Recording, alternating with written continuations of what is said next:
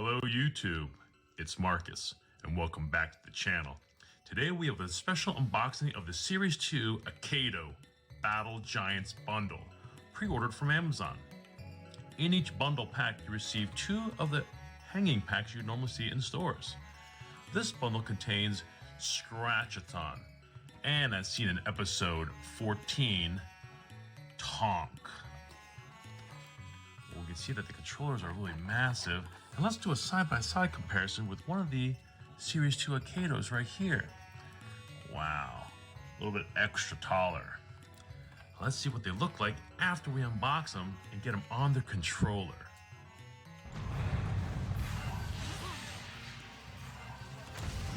It's them! It's the giant warriors! We've just unboxed and unpacked one of our bundle boxes, and some of the box art looks awesome.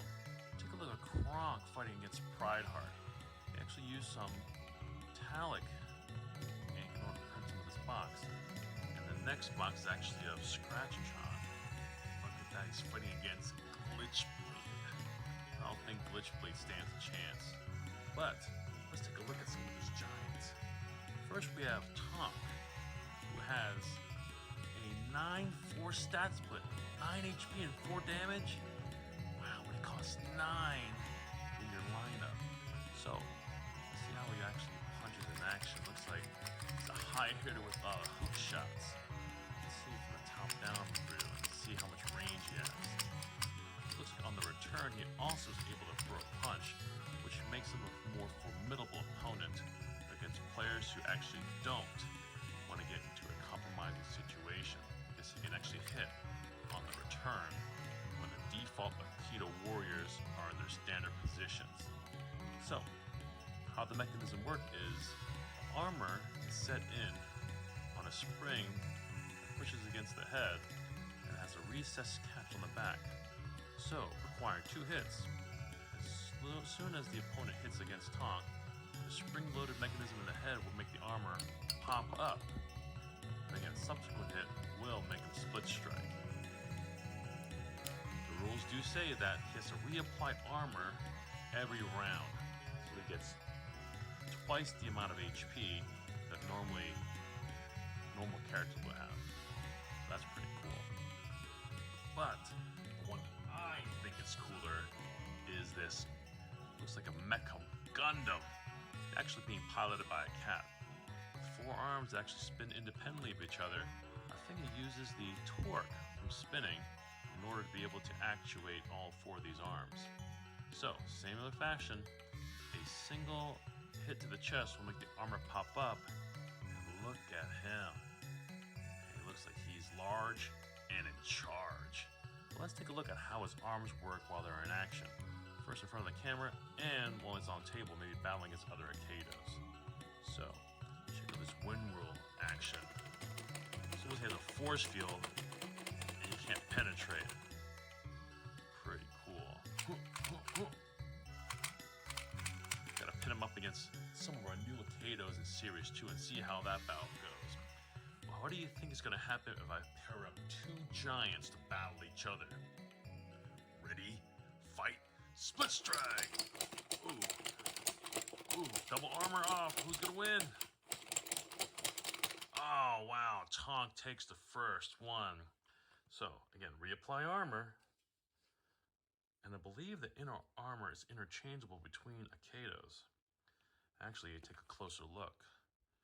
It does look like he has a square insert, but let's see if Tonk can actually wear Scratch-atron's armor. Yes, he can. And let's put Tonk's armor on Scratch-atron as well. We'll do a second battle and see who's going to come up on top as the most powerful giant. Actually, maybe because of the molding, this catch might not be able to go into Tonk's armor because it doesn't sit as low. Yeah, I think we're right. Check it out. Just by a few millimeters. Looks like we have to trade armor back, Tonk. Sorry. I know that Scratch-atron's armor looks pretty cool. Okay, one more battle. Let's see who's gonna wind up on top. Ready, fight, split strike.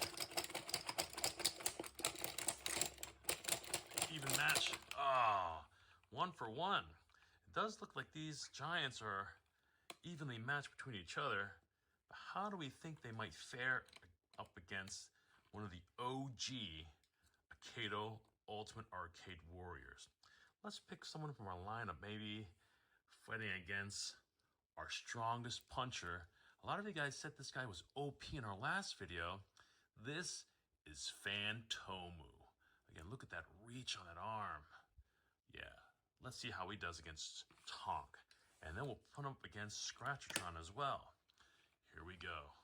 Touch gloves. Ready, fight, split strike.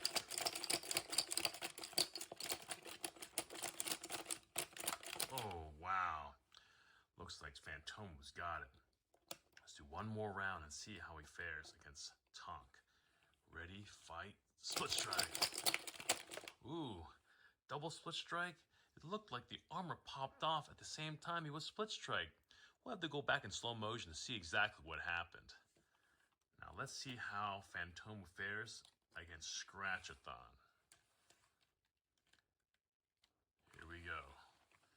Ready, fight, split strike. Ooh, very powerful. I think this guy is OP.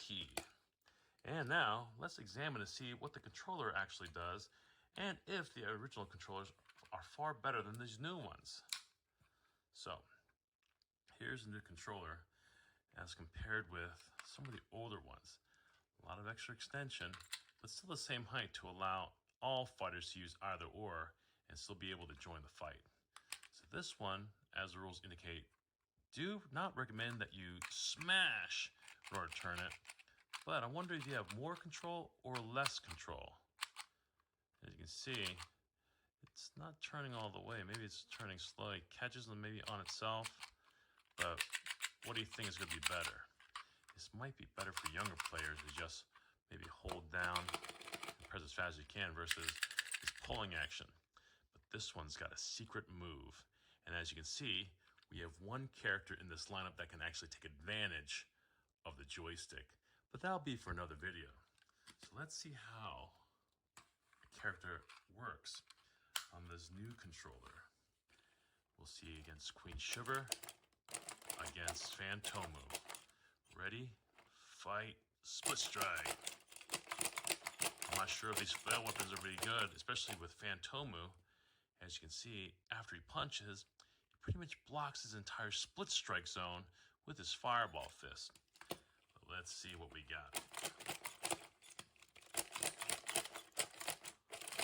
Oh, again, he's still too powerful.